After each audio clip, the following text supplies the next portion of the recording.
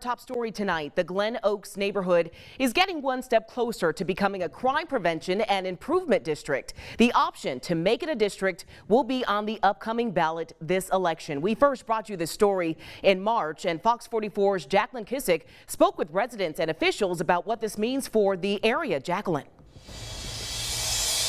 Well, good evening, Renee. Adding more security to the people of the Glen Oaks neighborhood will be up to the residents. With the high rise in crime in the neighborhood, a woman I spoke with earlier says one way to deter crime in her neighborhood is as easy as checking a box.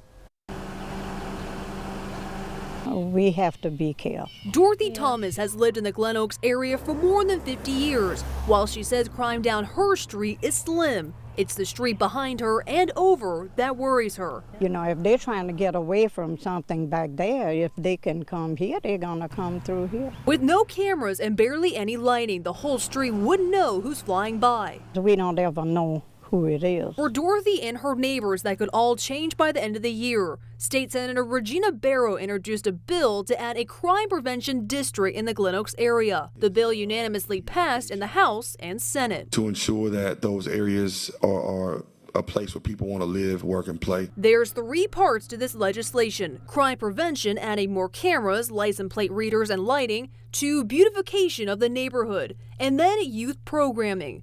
According to Councilman Dale Hurst, with school letting out for the summer, youth programming is a must. The reason why youth programming is so important is because we see spikes in crime when kids are out of school.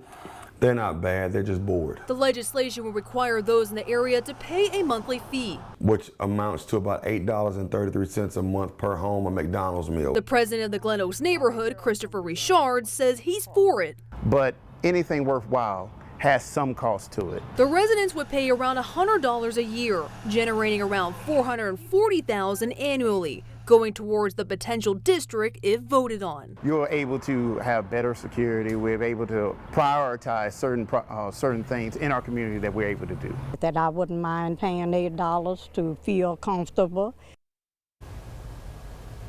And if you live in the Glen Oaks area, you'll have the opportunity to vote on the legislation this fall.